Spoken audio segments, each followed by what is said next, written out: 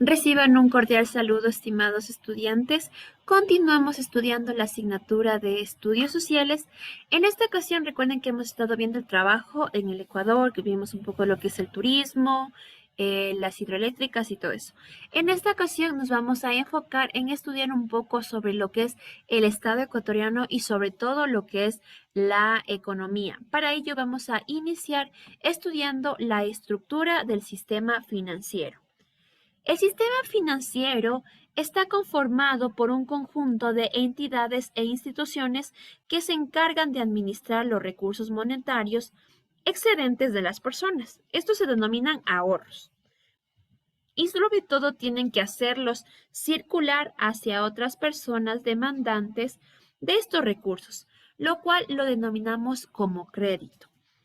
En el Ecuador, este sistema está conformado por instituciones privadas como bancos, mutualistas, cooperativas de ahorro crédito o entidades como el Banco Central, instituciones financieras públicas, compañías como tenemos también el Seguro Social, los bancos que son los mayores principales dentro del mercado de los valores, ya que ocupan más del 90% de las transacciones financieras de la población. Dentro del sistema financiero del Ecuador tenemos instituciones privadas e instituciones públicas. Entre las instituciones privadas tenemos bancos, mutualistas, cooperativas de ahorro y crédito, mientras que las públicas, es decir, que están controladas por lo que son el gobierno, tenemos el Banco Central, el Seguro Social y la entidad financiera. Tenemos las instituciones del sistema financiero, que es el banco privado. Esta es una empresa financiera y una entidad de crédito y depósito que se encarga de recibir los recursos monetarios para luego prestar cantidades de dinero a otros servicios financieros. Esto cobra impuestos, tasas de interés reguladas por órganos como la Superintendencia de Bancos. Mientras que las cooperativas de ahorro y crédito es la unión de grupos de personas o socios que comparten intereses en común. Tienen la finalidad de proteger sus necesidades y recursos financieros. Como podemos observar, existe una diferencia entre lo que es el banco privado y las cooperativas, no solamente netamente en tamaño o en sucursales que puedan existir, sino que el banco es el encargado en cobrar impuestos, tasas de interés, mientras que las cooperativas simplemente están por una unión de grupos de personas. Y recordemos que por lo general, los bancos más conocidos como el Banco de Pichincha o Banco de Guayaquil tienen absolutamente un solo dueño. Vamos a ver un poco lo que son las mutualistas. Las mutualistas son muy similares a las cooperativas, solo que estas se enfocan en inversiones a un mercado, lo que es inmobiliario y bienes. Por ello pueden comprar algún terreno o ya sea una casa a crédito. Vamos con lo que corresponde al Banco Central. El Banco Central es una entidad pública que fue fundada en 1927 y se creó como un banco emisor de moneda nacional, el cual era el sucre en ese tiempo. Luego del proceso de la dolarización, esta soportó lo que sucedió en la crisis del año 2000 y sus funciones se limitaron netamente a regular las políticas monetarias de la nación. Después tenemos la seguridad social, que es muy conocido por aquellos que están trabajando, debido a que en este caso es la afiliación del Seguro Social, que es el derecho de trabajadores, y es el IES en este caso, que es el Instituto Ecuatoriano de Seguridad Social.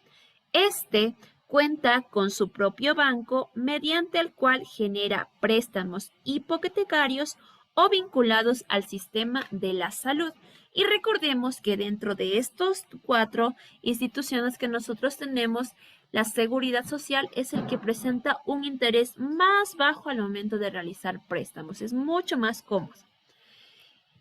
Pero tenemos que el papel del Estado tiene que ver en las finanzas. El sistema financiero del país está regulado por varias entidades que se encargan de generar políticas públicas para la supervisión monetaria, de crédito, transacciones, seguros y valores. Organismos encargados que son la Junta Política de Regulación Monetaria y Financiera, la Superintendencia de Economía Popular y Solidaria, la Superintendencia de Bancos, la Superintendencia de Compañías, Valores y Seguros. Esos son los encargados en regular todo lo que es una supervisión monetaria en lo que son a créditos en todos los bancos, cooperativas, el Banco Central y la Seguridad Social. Pero, ¿qué pasa? En el Ecuador existe una crisis financiera en donde el sistema bancario del país ha enfrentado varios periodos de crisis, pero la más notable y la que más marcó la población fue la que sucedió en el año de 1999, durante el gobierno de Yambil Maguad. Este provocó el cierre definitivo de varios bancos privados y otros pasaron a manos del Estado para no sucumbir. Cerca del 70% de instituciones financieras quebraron por lo que se conoció como el feriado bancario. El Estado trató de recompensar los costos de las pérdidas monetarias de la población sin demasiado éxito. Además de esto, el Sucre sufrió una fuerte devaluación. Para salvar el déficit presupuestario del Estado, se tomó como resolución una dolarización forzada de la moneda, lo cual trajo pérdidas a miles de familias ecuatorianas, provocando un fuerte flujo de migración hacia Europa, que fue el principal lugar en donde migraron todas estas personas que fueron afectadas notablemente por la crisis financiera. Y como ustedes pueden darse cuenta, quien logra sacarnos de la crisis financiera son los emigrantes, porque ellos introducían dinero a nuestro país. La dolarización en el Ecuador. La dolarización es un proceso de adopción de moneda oficial, que en este caso fue de Estados Unidos, por parte de un país como uso interno, como es en el caso del Ecuador. Esta moneda extranjera reemplaza a la moneda nacional de Sucre para la realización de todas las transacciones y movimientos financieros. Usualmente, el fenómeno económico conocido como la inflación es cuando la moneda se devalúa, disminuye su poder y también los precios del mercado aumentan. Es la causa principal de la dolarización. En el país, la dolarización surgió a través de la crisis económica que fue en 1999. Recuerden que también en este periodo existen los efectos climáticos por el fenómeno del Niño y totalmente hubo una caída del precio del petróleo y la crisis bancaria, es decir, existía totalmente un caos en lo que corresponde a lo que pasaba con la economía del país. Pero vamos a ver lo que es el sistema tributario. El sistema tributario está conformado por métodos y procesos que el Estado ecuatoriano utiliza para recaudar y distribuir los impuestos, con el propósito de establece un presupuesto general. Con las crisis pasadas, el Estado ha estado centrado en los recursos monetarios y se ha fortalecido la planificación fiscal, la capacidad de regulación, recaudación tributaria. El Código de Planificación y Finanzas Públicas establece en el artículo 78 que los ingresos permanentes por medio de recaudación tributaria provienen de las siguientes políticas fiscales impuestas.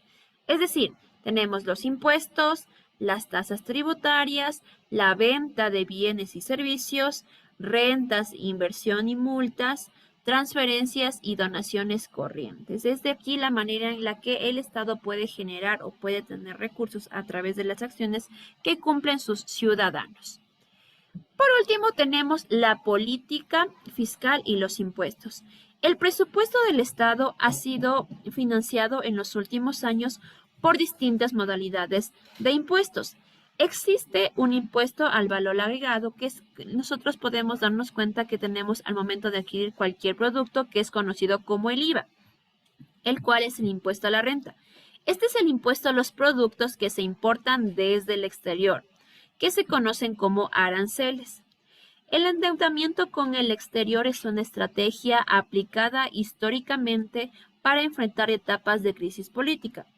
Usualmente la deuda es adquirida con países del primer mundo, la cual se relaciona también como instituciones de alcance global como el Banco Mundial o el Fondo Monetario Internacional, el FMI. El Servicio de Rentas Internas es una entidad estatal autónoma encargada del cobro de impuestos, conforme a una base de datos. En ella constan los contribuyentes obligados a llevar una contabilidad conforme al dato de sus bases. En ella constan los contribuyentes obligados, los cuales tienen altos ingresos financieros. El SRI se fundamenta en la legislación tributaria para efectuar sus funciones y sus obligaciones según sus facultades. Esta entidad puede sancionar a los deudores y otras funciones de la ley que los asigne. Después tenemos lo que corresponde a la deuda externa. Como nosotros tenemos conocimiento, Ecuador tiene una larga deuda externa, principalmente con Estados Unidos. Esta deuda ha sido una preocupación a lo largo del país, a lo largo de la historia del país, debido a que se originó en la época de las guerras por la independencia. Se ha mantenido a causa de los malos gobiernos, la mala administración de los recursos económicos. ¿Qué pasa? Ecuador debe cumplir con sus obligaciones fiscales ante organismos internacionales como son el Banco Mundial o el Fondo Monetario Internacional, que es muy conocido por el FMI.